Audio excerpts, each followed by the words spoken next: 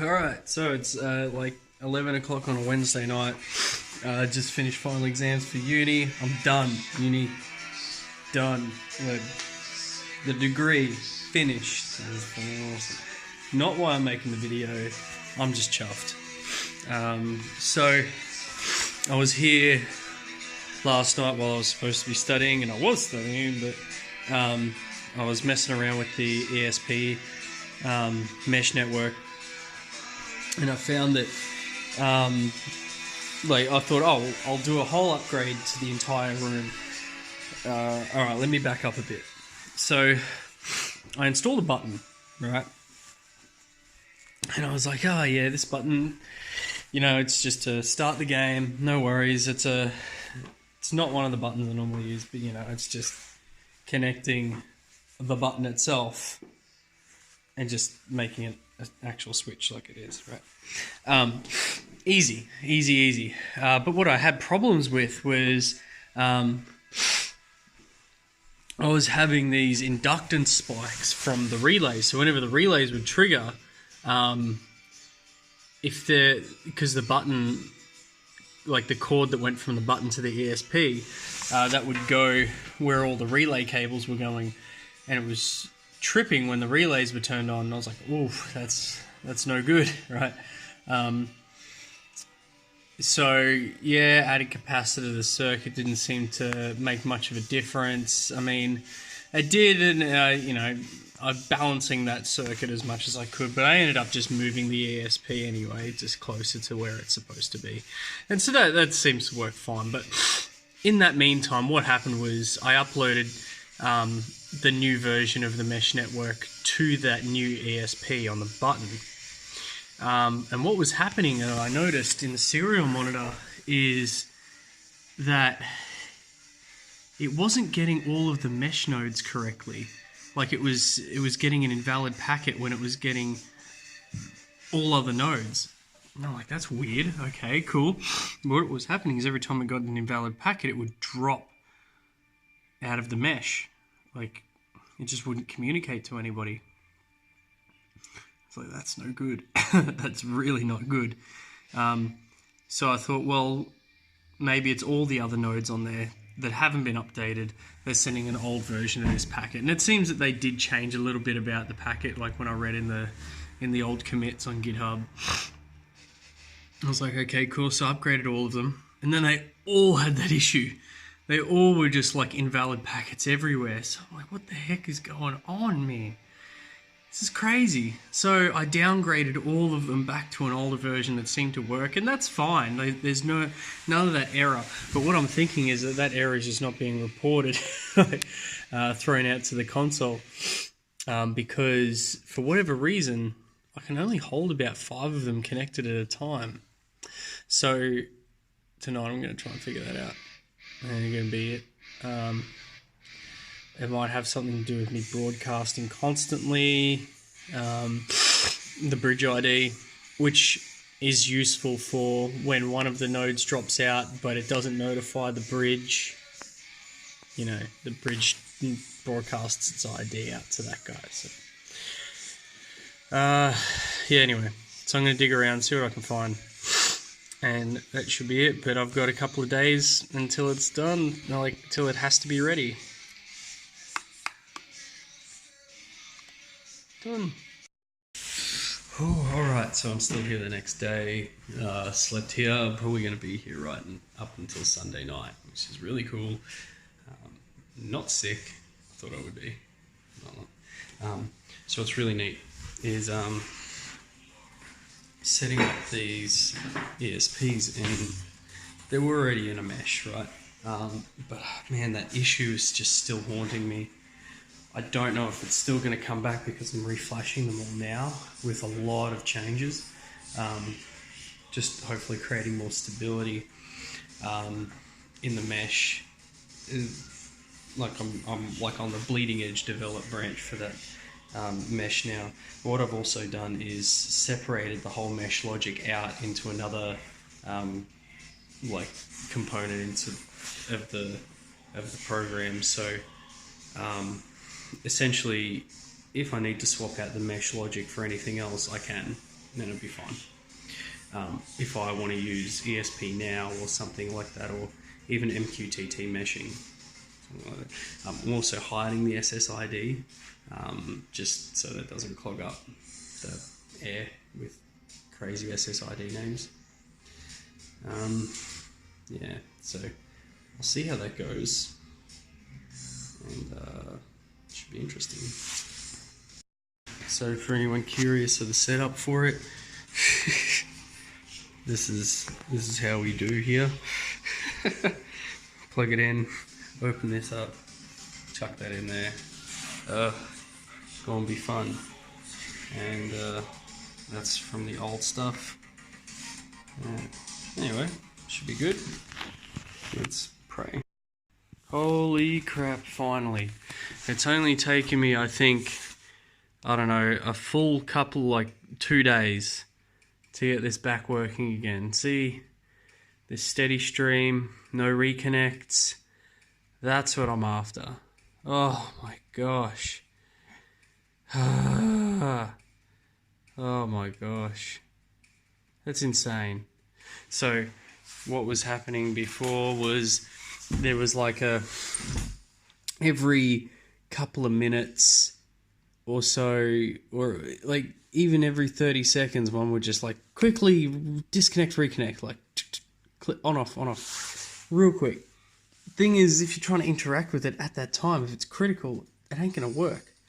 You know, it's not something that you want. So yeah, it's. By the way, it's like 3 o'clock in the morning, and I've got people going to be here tomorrow in the morning. I need to sleep. That was my last Hail Mary, obviously. Like, every last thing that you do is the last thing that you do, but you know what I mean. My gosh. Like, it's crazy. Like, I've got every single node that I'm supposed to be getting. That's awesome. There's still like little things, but I get to install these speakers into the room tomorrow. I have to quickly fix up a camera, and I go to sleep in about 5 minutes so I can wake up in about 5 hours. Peace! Yeah, been a few weeks. So the whole framework works. Everything's installed in the room, practically ready to go. Done. Finally, gonna start installing it in other escape rooms now, which is really cool. I've got a few people interested. Cube Escape is the next one to go in, so I'm installing that manually. I know there's a guy in Townsville who I need to get in touch with who's looked at the code. Let me turn that down. Who's looked at the code, but I need to get in touch because reading other people's code is terrible, and I would hate to be reading my 4 a.m. stuff, which would be just commented out spaghetti half of the time. So moving on to the next project, which is augmented reality stuff. Yay! So yeah, we can move around the scene and stuff. Basically, the idea is to make it so that you can create a dynamic environment in augmented reality. And so we're thinking of using AR Core by Google, so that we can just chuck it on any sort of Android phone and off we go. It is compatible with iOS, so there is that. And if we want to go down that route, but I seriously doubt we would ever. Which is cool because that gives us a budget computer to kind of work with. The new Raspberry Pi 4 is out, so we might have to, well, not have to, but like I definitely want to test that to see if that's going to be kind of capable of processing AR, like in graphics wise, you know. It comes with 2 4K HDMI outputs, so maybe it doesn't mean that they'll be good, but if it's going to run 4K stuff, I mean, like that refresh rate, it's got to be high, right? So hopefully if we can keep the graphics sort of at a good level, low enough, we might be able to run it on there. If not, be able to run it on a phone for under $200, hopefully. We found a few of them. Motorola G6 or something is one of them, which is like $180 at the moment. and that'll run latest version of AR Core, so that's perfect. And we're going to use the what's it called, Project North Star open sourced AR headset. So yeah, cracking that out and getting some of this working. Let's test if everything is working. Oh no, something broke. Well, that's interesting. But anyway, doesn't matter. I'm off. This is probably going to be slammed in the last video, so whatever. Oh, alright, so it's just after midnight on well, it's a Sunday morning now. What is it, the 28th of July. It's probably been over a month since the upload of the last video. But again, this is a compilation of all the other things because I still have been too slack to upload all of these yet. And I'm not going to upload them in separate episodes, or I'm just going to be slammed into this one. So, journey over the last month, crazy. Graduated uni, that was pretty nuts leading up to that. Doing the honours topic, doing a literature review on IoT stuff, crazy, awesome, easy stuff. Oh, it's not easy stuff, that's it. No. So the only time I can ever get work done is here as at night time, as I've said like 100 times before. Last night I was in here. Alright, Atonement's open. Sweet. There's an issue with the mesh. Every now and then,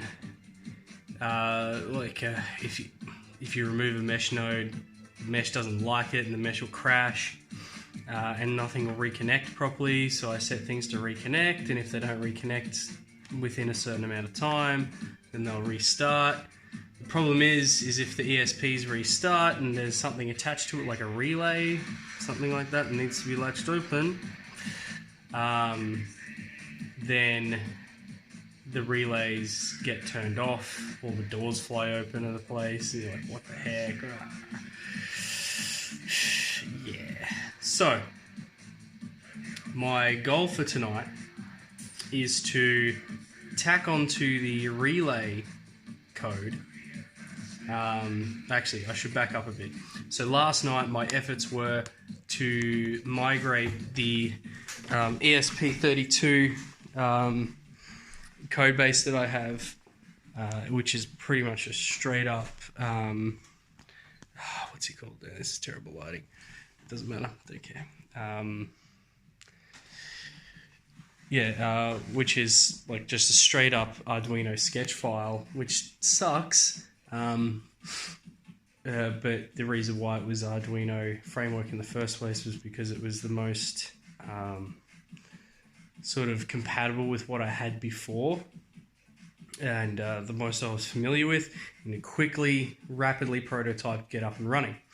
And over the last few weeks, upon further inspection, I found that using the Arduino framework with the ESP seems to be the appropriate way forward.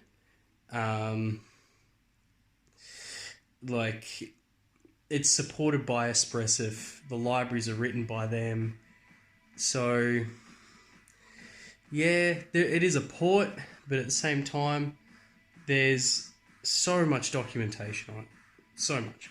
Plus the mesh networking stuff, painless mesh and all that, that's like right on top of it. There's just heaps of stuff I can do with it, which is great. So, what I've done is I've changed over to Platformio to manage the files. Now, that's what I've done is I've created a new repository on my GitHub. And it's great because before I had to track my dependencies manually. So I had to go into, for example, Painless Mesh is like a massive one. Painless Mesh has like 4 or 5 dependencies at least. But it doesn't say what versions they are specifically, so you have to hunt them down. And then you have to test them out and see if it'll compile with this version, but not that version. But even if it does compile, it's got some weird bug in it, so you still have to update from this old one to the new, whatever. Anyway, Platformio is great. It takes care of all that. You just have to define it and say, hey, install this and it goes and finds all the appropriate dependencies for it. That the maintainers of the repository have set out those versions for you.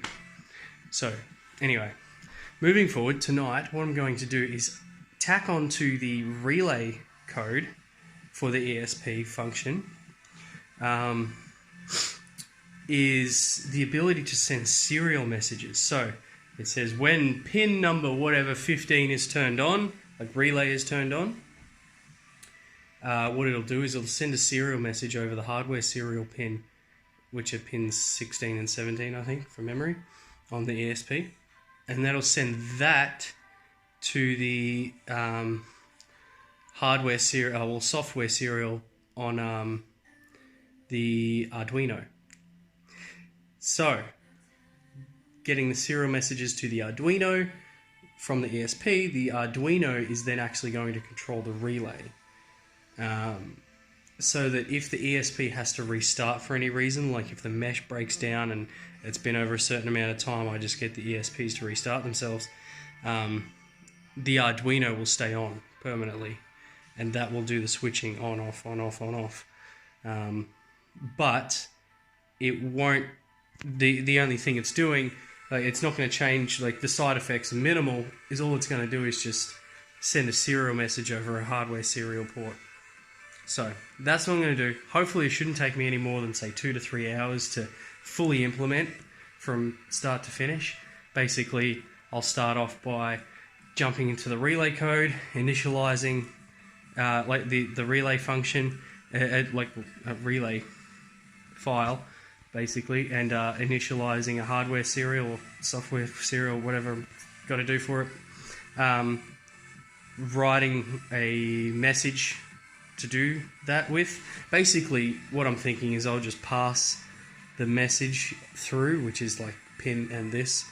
And then on the Arduino side of things, I'll just grab that, parse it, and say, oh yeah, that's on, that's off, the end. So, anyway, that should fix the issue of having the ESPs, like the mesh collapses. So, reading up on the net with, say, all this mesh protocol stuff, sometimes you'll have a node drop off the network and for whatever reason just will not reconnect. So I have in place basically what happens is, because it's a mesh and you've got like a device has like 3 or 4 devices, 4 devices attached to those, and each of those devices have 4 devices attached to those. What happens is, if you change the mesh topology like significantly, as in removing one of the, guys who has 4 children, you remove that, and then those 4 children, they can't talk to anybody yet, so they try and start reaching out to anybody else who can host them. And then the mesh has to try and reconfigure, and then because I'm using kind of an older version, a more stable version of the mesh stuff, I say more stable even though it's kind of breaking up or whatever, but if it's like there's an issue where if it was halfway through sending a message or a packet or something, it wasn't fully initialized, and you rip it out as it was sending that message, the mesh can get all weird and stuff and doesn't self-correct, and then it sits in this state of limbo. And you can see this with the bridge node, just sits there like the serial message is like, there's nobody connected now, I'm not getting nothing. And then from the slave point of view, the child nodes, they're like, I can't talk to that guy, that's it. So what I've said to it is, if after 1 minute you've been polling, you cannot get this, it should probably be reduced that time. But I send a heartbeat message every 20 seconds, so I'm thinking after 3 heartbeats, if I haven't got a message back, it's probably the mesh is dusted.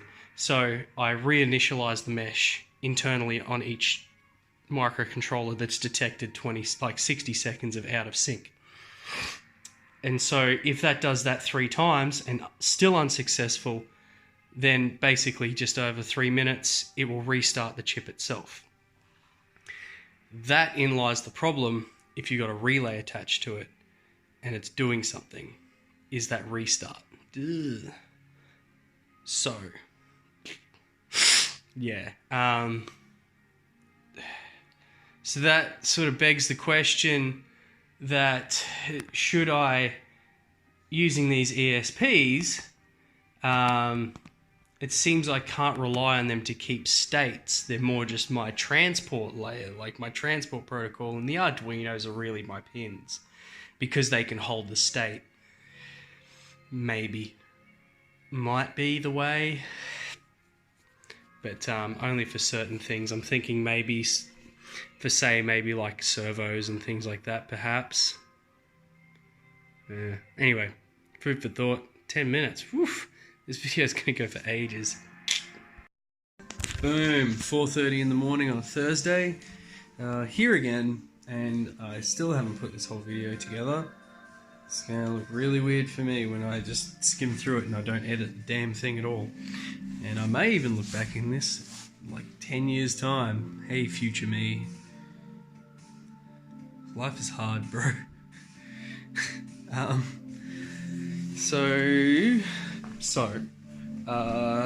last weekend when I was here, so last Saturday night, I was working on fixing up the device restarts for things that need to latch permanently, like a relay. So when the mesh restart, when the device restarts, it loses its state. Now the ESP, a lot of its pins have to hold a certain state for it to turn on correctly. If it doesn't, then it doesn't turn on correctly. Now currently the mesh networking stuff, if it needs to, reconfigure or change or heal up or whatever, sometimes nodes can lose connectivity, so I figured I'll get around that by putting in some like redundancies, like restart here, do this there. Like, it's pretty crazy involved. So what I've done is set up a simple like a serial message, and I think what I might end up doing is using this a lot more in the future. Is basically what I've done just for actually every packet now gets sent straight to the hardware serial ports on the ESP, not the USB one. The second hardware serial ports, pins 16 and 17. So that's receive and transmit for those ones. So every action or every state packet that comes in, either an event or an action that comes in, it gets sent over serial, so that whatever device is listening can grab that message packet and do whatever it wants with it. That packet is in the same format as every other packet that's ever come through. Now, this has made it so much easier. I didn't realize how much easier this was going to be until I just did this. So normally to hook up a lot of stuff, like for example relays, they're pretty involved to hook up because of all the friggin' pins. There's 8 channels on the relay, so you got 8 pins there, and then you got like a common pin, you've got your volts in, you got your ground, you got, well, that's it really, but it's like 11 pins. You just got wires everywhere. It's really annoying, especially when you need to pull these out and reprogram them. You got to depower this, unpower that. Music just chilling. Anyway, doesn't matter. Basically, just had the Arduino there and doing the serial message. Now, this is a note to myself in the future, or even anybody who's got this, going to have this weird issue. Because the Arduinos are really limited in memory, and even though I'm sending very small packets, it's still pure JSON string, right?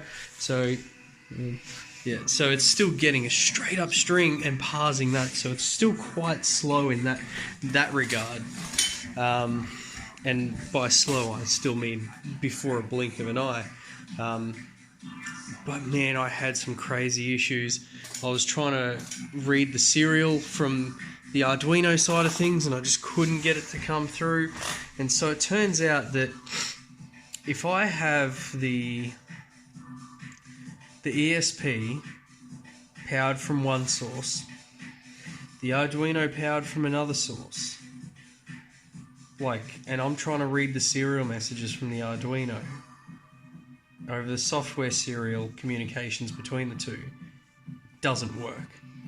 Cannot see what the heck it is talking about. Whatever reason. I'm sure it's something to do with circuit, harmonic, whatever, something, blah. Didn't look too much into it, other than if I had them both plugged into the computer at the same time, ran perfect. So my test benches on Saturday night last week were amazing. They were fine. And then when I tried to put in production, just nothing worked. Weirdly enough, like 2 or 3 of them would turn on and then nothing would happen. So I checked the serial messages, but the serial messages were all just question marks. And I was like, that's a weird baud rate problem. Yeah, but turns out I got no freaking idea. But basically, either have them both plugged in when you're trying to read over software serial, or have none of them plugged in to read the serial messages yourself and log them somewhere else. But yeah, basically that was a problem. Also sending the messages too quick. ESP is way faster than the Arduino, and so even my server is faster than that. Like the messages coming from the server, they're just too big, too fast coming. So what I've got happening is the ESP sets up like a little buffer, a list buffer, and every time he gets in a message, it has a linked list, right? I'm lazy, so I use the linked list. Uses the linked list, so when a packet comes through, it'll say, hey, turn on relay 1, turn on relay 2, turn on relay 3, turn on relay 4, turn on relay 5, turn on relay 6, and I'll get, for example, this one particular stress test is 6 packets, like, boom, one after the other. ESP handles that, hands down. Crazy. However, the Arduino does not like that. It cannot have that many messages in its memory, like in its buffer. So Arduino starts flipping out. Arduino JSON's actually pretty good at shooting out these error messages for you, telling you, hey, you've run out of memory or whatever. So basically what I do is I have the Arduino just wait, a couple 100 milliseconds, and it sends the next packet. And it creates a buffer for me, like a time buffer, and says, yep, every time I get a packet in, add it to this list. And then it goes through the process loop, and one of the loops is there a packet that I should be sending? Oh, there is. Has this time elapsed yet? Yes, it has. Send it over serial. If it hasn't, then it doesn't. If there isn't a packet, it doesn't even check. Simple Boolean value, I figure that's just a tiny bit faster than checking the size of a linked list. Yeah. So yeah, there's that. That was my fruits of the labour for tonight. That shouldn't have taken as long as it did. Really. I mean, honestly, I thought, oh yeah, 2 hours with bug fixes. I mean, man, I've read from Zero before. No problem. Dude, I thought I was just doing something wrong. Like, really wrong.